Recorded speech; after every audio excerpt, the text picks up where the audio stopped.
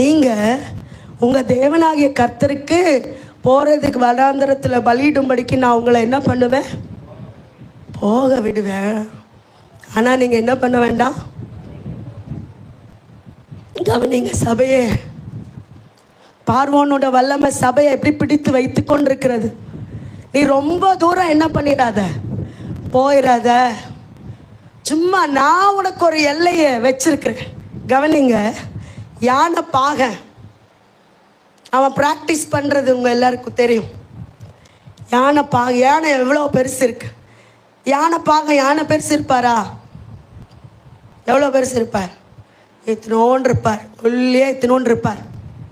யானை வரும், அவ்வளோ பெரிய யானை, பெரிய மரத்தை கூட அப்படியே பிச்சு வீசிடும். அந்த யானை பாகன் கிட்ட வருது.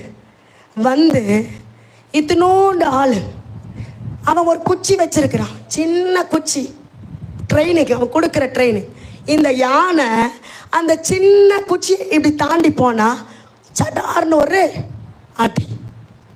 உடனே யானை பயப்படும். ஏன்னா கை காலெல்லாம் கட்டப்பட்டிருக்கு இல்லையா. அவன் எவ்வளவு தூரம் போக விடுறானோ அவ்வளவு தூரம் தான் போக முடியும், அதுக்கு மேலே போக முடியாது.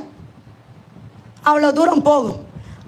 இப்போ காலு கையில் சங்கிலி இல்லை, எல்லாத்தையும் கழட்டிடுவான். ட்ரைனிங் ஆயிடுச்சுல்ல. இப்போ அந்த யானைக்கு முன்னாடி இந்த சின்ன குச்சியை போடுவான். போட்ட உடனே யானை போகும். சின்ன குச்சியை பார்த்த உடனே தானா திரும்பி வரும். காரணம் என்னன்னா, அதுக்கு தெரியாது நான் எவ்வளவு பலம் வாய்ந்தவன்னு தெரியாது, தனக்குள்ள எப்படிப்பட்ட அபிஷேகம் இருக்குன்னு தெரியாது. ஆனா அது நினைச்சுக்கோ, இந்த சின்ன குச்சியை தாண்டிட்டா எனக்கு அடி விழும், எனக்கு வலிக்கும், எனக்கு கண்ணீர் வரும், எனக்கு வேதனை வரும்னு இந்த யானை என்ன பண்ணுது? குச்சியை பார்த்து பயந்துட்டு இருக்குது.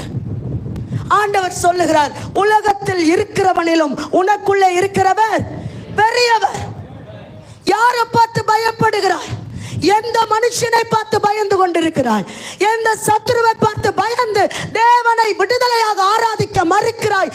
தேவனுக்கு கீழ்ப்படிய மறுக்கிறாய்? ஏலி என்ன நினைச்சாருன்னு தெரியலங்க. ஆராதிப்பதற்காக அழகான ஒரு அந்தஸ்தை வைத்திருந்தார்.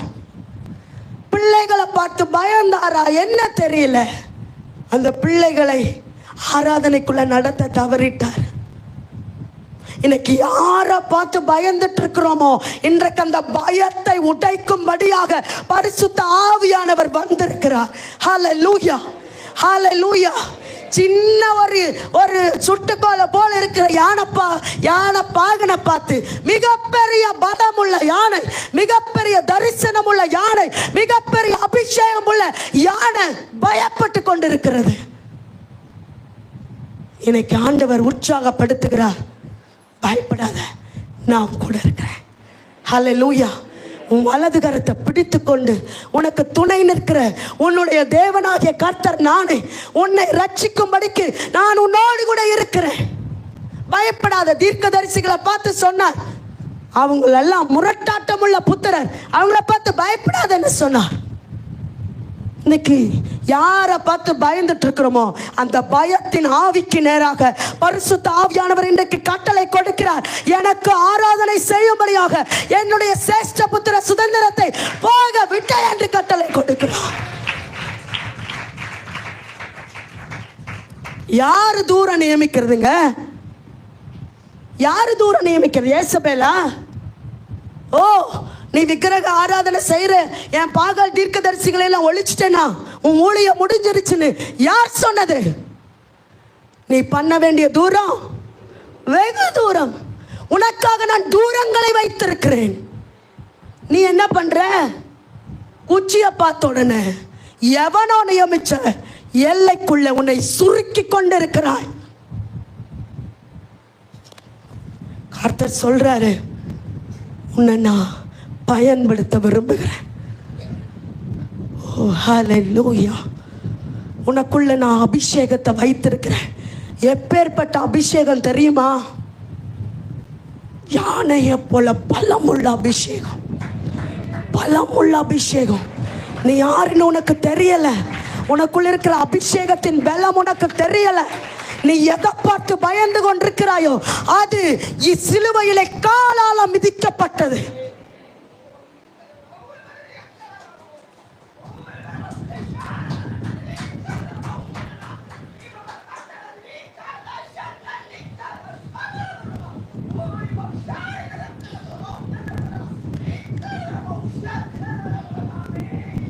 இன்னைக்கு ஆவியானவர் யாரை பார்த்து இதை பேசுறாரோ இன்றைக்கு அவங்களுக்குள்ள இருக்கிற பயத்திலிருந்து கர்த்தர் வெளியே கொண்டு வருகிறார்.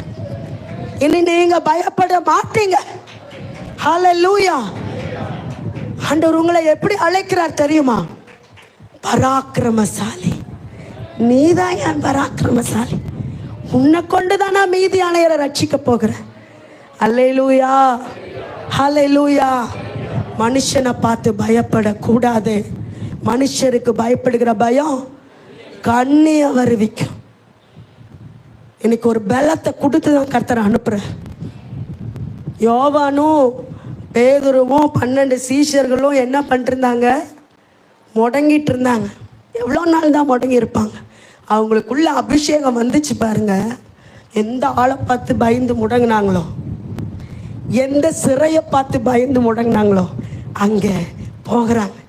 சிங்கத்தை போல போறாங்க. அங்க போய் நின்று பேசுறாங்க. இவங்களை பார்த்தாலே ஓடி ஒளிஞ்சவங்க அதே இடத்துக்கு போறாங்க, அதே இடத்துல நிக்கிறாங்க.